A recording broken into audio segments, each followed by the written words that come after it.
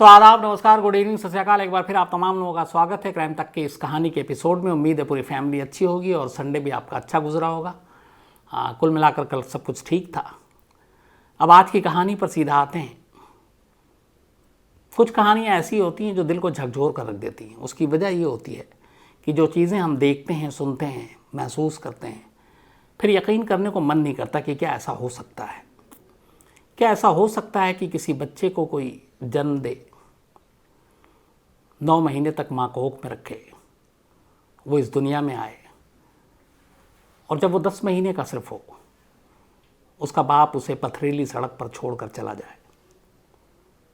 हालांकि ये सोचे कि कोई और पाल लेगा, लेकिन एक तरह से मरने के लिए ही छोड़कर चला जाए। रात के अंधेरे में एक बच्चे को आप पथरीली सड़क पर छोड़ते हैं तो कुछ भी हो सकता है। ऐसी बहुत सारी कहानियाँ मैंने अपनी ज़िंदगी में देखी हैं क्राइम रिपोर्टिंग में। जब कई ऐसे अनचाहे बच्चों को जो जन्म ले लेते हैं, उनके माँ बाप कूड़े के ढेर पर फेंक कर चले गए। कई ऐसी कहानियाँ हैं जहाँ उन कूड़े के ढेर पर कीड़े मकोड़े, कुत्तों ने नोच डाला।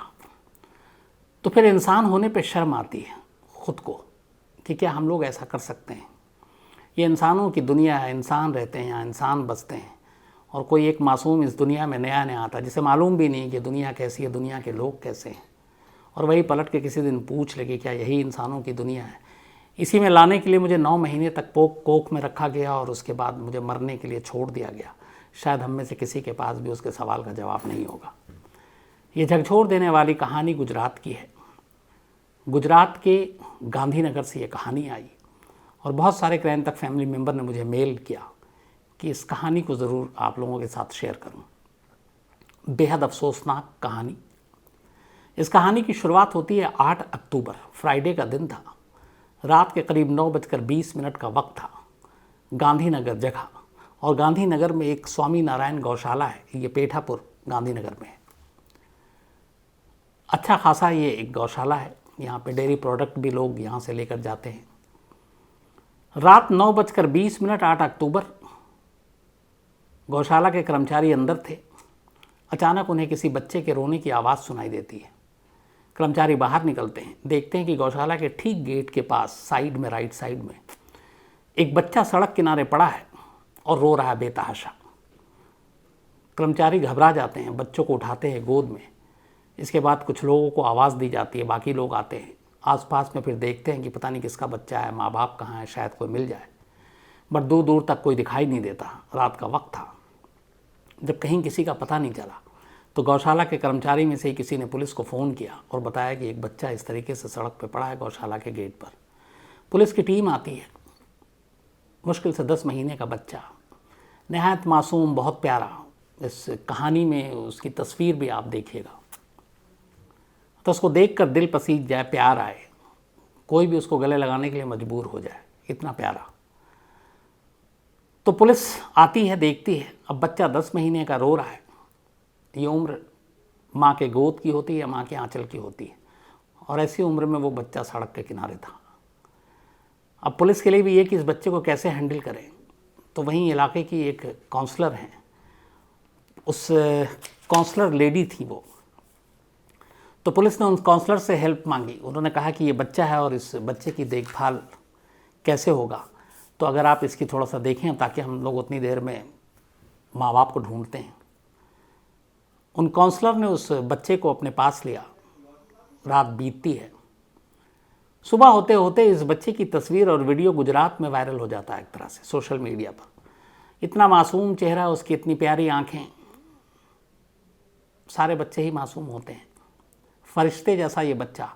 लोगों का दिल पसीज गया उसे देखकर। और जब कहानी पता चली कि इस बच्चे को एक गौशाला के बाहर पथरीली सड़क पर किसी ने छोड़ दिया, और भी दिल बैठ गया। अब जब सोशल मीडिया पे सारी चीज़ें आई तो जो गुजरात के होम मिनिस्टर हैं वो भी उस बच्चे के पास पहुंचते हैं। तब तक उस बच्चे को हॉस्पिटल ले जाया गया था ताकि उसका हेल्थ चेकअप किया जा सके, बच्चा ठीक है कि नहीं है। तो अब जो होम मिनिस्टर हैं वहाँ के, मिस्टर हर्ष सांघवी, वो भी पहुँच जाते हैं अस्पताल, बच्चों को देखते हैं, बच्चे को। उसके बाद वो हुक्म देते हैं कि इस बच्चे के माँ बाप को ढूंढा जाए और पुलिस को कहते हैं कि आप अपनी पूरी कोशिश कीजिए। इसके बाद गांधीनगर की पूरी पुलिस टीम को झोंक दिया जाता है इस बच्चे के माँ बाप को ढूंढने के लिए। करीब 85 पुलिस वालों की 14 अलग अलग टीमें बनाई जाती हैं और उनका एक ही लक्ष्य, एक ही मिशन था, इस बच्चे के माँ बाप को ढूंढा जाए। इधर सोशल मीडिया पे बच्चे को देख के बाढ़ आ गई। बहुत सारे लोग ये तक कहने लगे कि अगर इसके माँ बाप ने इसे ठुकराया तो हम इसे अपनाने के लिए, हम इसे गोद लेने के लिए तैयार हैं। यहाँ तक कि बहुत सारे जो पुलिस वाले बाद में इस टीम में लगे, उन पुलिस वालों ने भी उस बच्चे को देखा तो उनके भी कई पुलिस वालों के परिवार ने भी आगे आके कहा कि हम इस बच्चे को अपनाना चाहते हैं, लेकिन अपनाना और गोद लेने में बहुत सारी कानूनी प्रक्रिया होती है। तो अभी तक बच्चा जो है अस्पताल में, और जो पार्षद थी दीप्ति पटेल गांधीनगर की, वो उनके पास, उनकी उसमें बच्चा, वो सारी देखभाल हो रही है। अब पुलिस की 85 टीम लगती है, पुलिस तफ्तीश शुरू करती है। शुरुआत होती है गौशाला से। पुलिस ने पहले ये तय किया कि वो सारे सीसीटीवी फुटेज खंगालेंगे जिससे कि ये पता चल सके कि कोई रखने वाला दिखा है कि नहीं। इत्तेफाक से गौशाला के गेट की एक सीसीटीवी तस्वीर हाथ लगती है। उसमें एक शख्स गेट के अंदर गोद में एक बच्चा लिए हुए दाखिल होते हुए दिखाई देता है। वो बच्चे को गेट के अंदर घुसते ही रखता है और जैसे ही बच्चे को सड़क पर रखता है उसके बाद बड़ी तेज़ी से लगभग दौड़ता हुआ वापस मुड़ता और भाग जाता है। बस ये तस्वीर थी, लेकिन सीसीटीवी फुटेज का रेजोल्यूशन इतना साफ नहीं था कि उस शख्स की हुलिया को पहचाना जा सके कि वो कौन था। तस्वीर मिली लेकिन चेहरा पहचान में नहीं आ पाया, तो ये काम आधा अधूरा रह गया। अब पुलिस ने तय किया कि इस गौशाला को आने जाने वाले हर रास्ते की तस्वीरें ढूंढी जाएं जहां जहां से कोई सीसीटीवी कैमरा लगा हो। करीब कहते हैं कि 150 के आसपास ऐसे सीसीटीवी कैमरे खंगाले गए जो इस गौशाला के रास्ते को आते या जाते हों। इन सारे फुटेज को खंगाला गया। पुलिस की 85 टीम लगी हुई है। इनमें से एक सीसीटीवी कैमरे से एक कामयाबी मिलती है। एक कार, एक सेंट्रो कार नज़र आती है जिसमें जूम करके देखा जाता है उस कार में एक छोटा सा बच्चा है और एक शख्स बैठा हुआ है और वो कार गौशाला की तरफ ही जा रही है। पुलिस जूम करने के बाद उस कार के नंबर को चेक करती है। नंबर मिल जाता है। उस नंबर के मिलने के बाद पुलिस अब रजिस्ट्रेशन नंबर के ज़रिए उस कार के मालिक का पता करने की कोशिश करती है। नंबर हाथ आने के बाद रजिस्ट्रेशन नंबर के ज़रिए पता चलता है कि ये गाड़ी सचिन दीक्षित नाम के एक शख्स के नाम पर रजिस्टर्ड है। पता मिल जाता है कार के रजिस्ट्रेशन के ज़रिए, आपको पता भी। तो पता चला कि ये जो एड्रेस है सचिन दीक्षित का, ये अहमदाबाद का है, सेक्टर 26। अब पुलिस के पास ये दो जानकारी थी। पुलिस की एक टीम फ़ौरन अहमदाबाद में उस पते पे पहुंचती है, लेकिन घर पे ताला लगा हुआ था। पुलिस खाली हाथ। लेकिन इस दौरान में पुलिस को अब सचिन दीक्षित का मोबाइल नंबर भी मिल जाता है। आजकल आरटीओ और ये जो सारे चालान वालान आते हैं वो रजिस्टर्ड मोबाइल नंबर पे, तो उसके ज़रिए वो नंबर भी मिल गया। अब पुलिस ने सचिन के मोबाइल को सर्विलांस पे लगाया तो पता चला कि सचिन का लोकेशन राजस्थान के कोटा में दिखाई दे रहा है। इसके बाद पुलिस ने फैसला किया सचिन को फ़ोन करने का। पुलिस ने सचिन को फ़ोन किया। उसने कहा कि एक बच्चा है जो स्वामी नारायण गौशाला के गेट पे मिला है और इस बच्चे को आपने छोड़ा, ये आपका है। सचिन एक्सेप्ट कर लेता है, बोलता हाँ। इसके बाद गुजरात पुलिस राजस्थान पुलिस से लाइनअप करती है और उसे लोकेशन बताती, गाड़ी नंबर बताती है और कहती है कि आप इसको रोक के रखें। सचिन को कोटा में रोक लिया जाता है। गांधीनगर से एक पुलिस की टीम रवाना होती है, कोटा पहुंचती है। सचिन को अपने साथ लेकर अब वो गांधीनगर आती है। सचिन अपनी गाड़ी में अपनी पत्नी अनुराधा, अपने माँ बाप और एक 3 साल के बेटे के साथ उत्तर प्रदेश जा रहा था दशहरा मनाने के लिए। गांधीनगर आने के बाद अब पुलिस सचिन से पूछताछ करती है और सचिन की बीवी अनुराधा से कहती है कि ये बच्चा है, ये आपका बेटा है, आपने इसे क्यों छोड़ा सड़क पर, आप माँ बाप ने। पुलिस की बात सुनकर अनुराधा हैरान हो जाती है, कहती है मेरा बेटा नहीं है। पुलिस सचिन से पूछती है। सचिन कहता हाँ ये मेरा बेटा है और इसका नाम शिवांश है और इसकी उम्र सिर्फ 10 महीने की है। 2020 दिसंबर में ये पैदा हुआ था और इत्तेफाक से कल ही 10 महीने का वो पूरा हुआ, संडे के दिन। अब पुलिस का सर चकरा गया। सचिन कह रहा है कि हाँ मेरा बेटा है और मैंने इसको गौशाला के बाहर छोड़ा। सचिन की वाइफ अनुराधा कह रही है कि ये मेरा बेटा नहीं है, मेरा एक बेटा है और वो 3 साल का, वो मेरे साथ है और पुलिस की मौजूदगी में था। अब ये क्या कहानी? इसके बाद पुलिस ने सचिन को अलग से ले जाकर दोबारा पूछताछ करने का फैसला किया। अब सचिन से पूछताछ होती है। पूछताछ जारी थी, पूछताछ खत्म नहीं हुई। इसी पूछताछ के दौरान सचिन कुछ बताता है। अचानक पुलिस गांधीनगर की वडोदरा पुलिस को फ़ोन करती है। सचिन अभी हिरासत में है, पूछताछ जारी है, और वडोदरा पुलिस को एक सोसाइटी का एड्रेस देती है। कहती है कि वडोदरा में ये एक सोसाइटी है, इसका ये फ्लैट नंबर है और आप वहाँ जाइए। उस फ्लैट के अंदर आप किचन में जाइए, किचन में एक बैग रखा, उसको खोल कर देखिए। अब गांधीनगर पुलिस के कहने पे वडोदरा की पुलिस की एक टीम फौरन उस बताए हुए पते पर पहुंचती है। दरवाज़ा बंद था, ताला लगा हुआ था।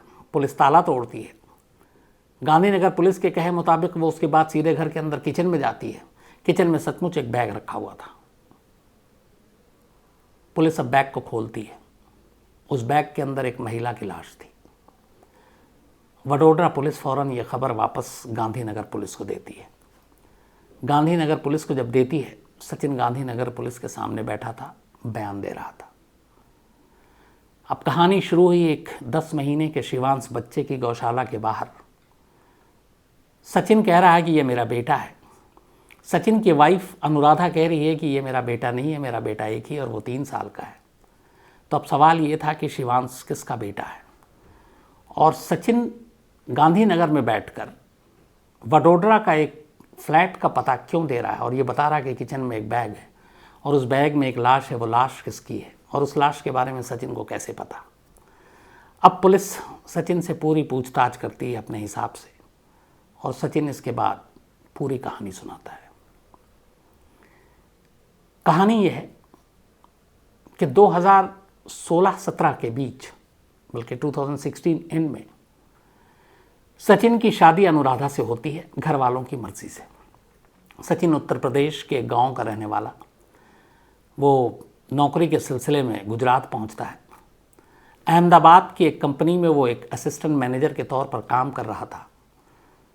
शादी के बाद सचिन और अनुराधा को एक बेटा होता है। उस बेटे की उम्र इस वक्त करीब 3 साल के करीब है। माँ बाप भी सचिन के साथ अहमदाबाद में रहते थे। गृहस्थी ठीक ठाक चल रही थी। 2018 में एक शोरूम में गांधीनगर, बल्कि अहमदाबाद के, सचिन की मुलाकात एक लड़की से होती है। उस लड़की का नाम मेहंदी था, मेहंदी एलियस हिना।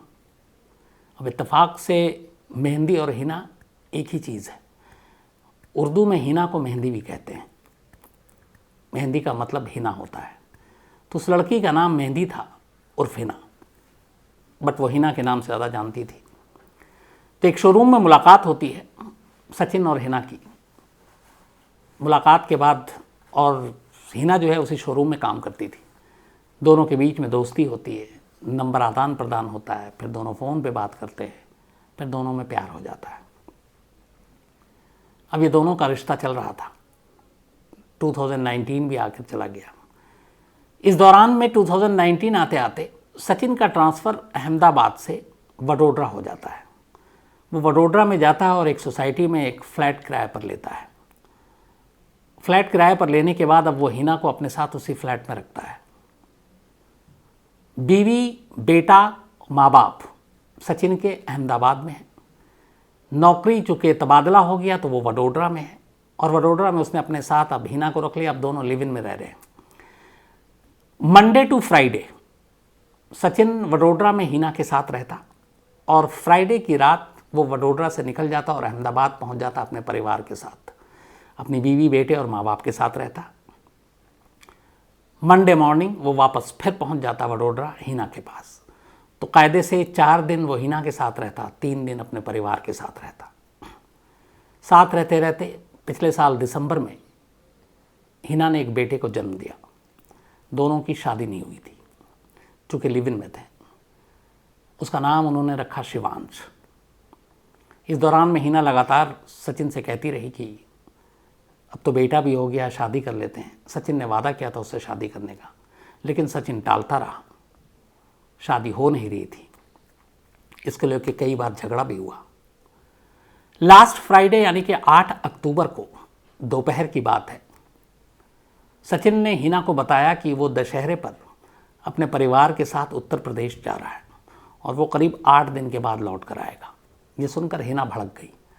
उसने कहा, त्यौहार का मौसम है और आप इतने दिनों के लिए जा रहे हो और मैं और मेरा यहाँ 10 महीने का बेटा अकेला, तो आप मत जाओ।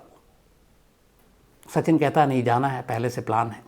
इस बात पे दोनों में झगड़ा होता है। फिर हिना उससे शादी का जिक्र छेड़ देती है, बात और बढ़ती है और इसी गुस्से में सचिन हिना का गला पकड़कर घूंट देता है। हिना की मौत हो जाती है। अचानक ये गुस्से में सब कुछ हुआ। उसके बाद सचिन को अब एहसास हो गया कि वो मर गई है। उसने घर में ही पड़े एक बड़े से सूटकेस में, एक बैग में हिना की लाश को ठूंसा, बैग बंद किया और बैग ले जाकर किचन में रख दिया। तब घर में उसका बेटा मौजूद था, 10 महीने का। इसके बाद बैग रखने के बाद वो अपने बेटे को उठाता है और उठाने के बाद वो नीचे आता है, अपनी गाड़ी निकालता है, सेंट्रो कार, और उस गाड़ी में शिवांश को लेकर बैठता है और सीधे गांधीनगर की तरफ निकल पड़ता है। गांधीनगर की स्वामी नारायण गौशाला के बारे में सचिन को पहले से मालूम था, क्योंकि वो वहाँ उस इलाके में पहले रह चुका था और जो रोज़मर्रा के इस्तेमाल के दूध और बाकी बटर और ऐसी चीज़ें जो थी वो इसी गौशाला से ख़रीदा करता था। तो गौशाला के पूरे लोकेशन के बारे में, गौशाला में सन्नाटा होता है, गौशाला में कब कहाँ पे कितने लोग होते हैं, इसकी पूरी जानकारी उसे थी। अब उसे लगा कि शिवांश को वो कहाँ छोड़े। अपने हाथों से शिवांश को मारना नहीं चाहता था। उसे लगा कि गौशाला सही जगह रहेगा, वहाँ कोई ना कोई आएगा और गौशाला में शिवांश को उठा लेगा और फिर हो सकता है उसको पाल पोस ले। ये सोचकर वो गौशाला पहुँचता है। 8 अक्टूबर की रात 9:20 का वक्त हो गया। गाड़ी उसने गौशाला से दूर पार्क की। शिवांश को गोद में उठाया और ले जाकर गौशाला के गेट की दाहिनी तरफ उसे सड़क पर लिटाकर और उल्टे पैर भाग पड़ा।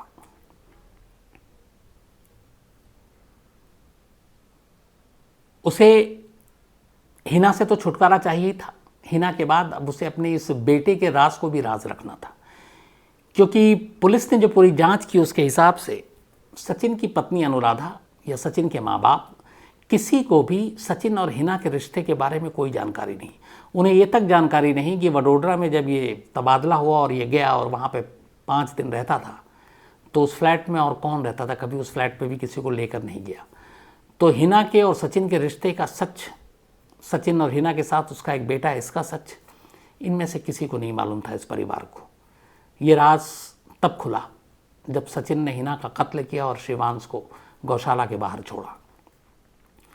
पुलिस ने सचिन को गिरफ्तार कर लिया है।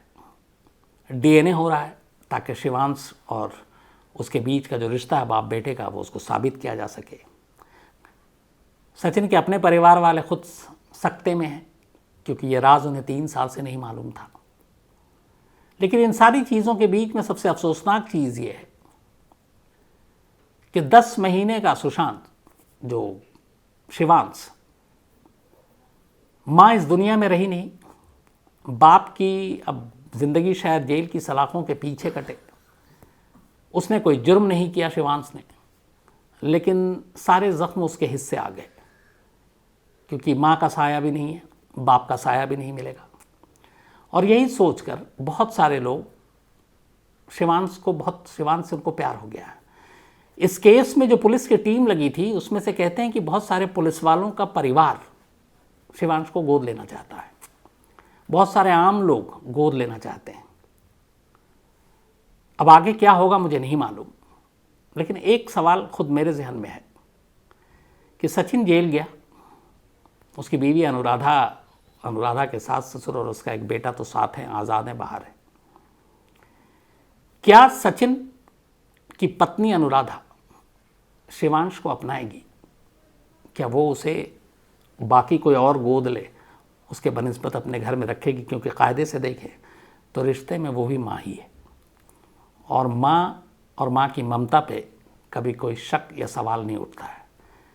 तो मेरे लिए पर्सनली ये जानना बड़ा ज़रूरी होगा इस केस को आगे फॉलो करते हुए कि क्या अनुराधा आगे आकर शिवांश को अपनाएगी।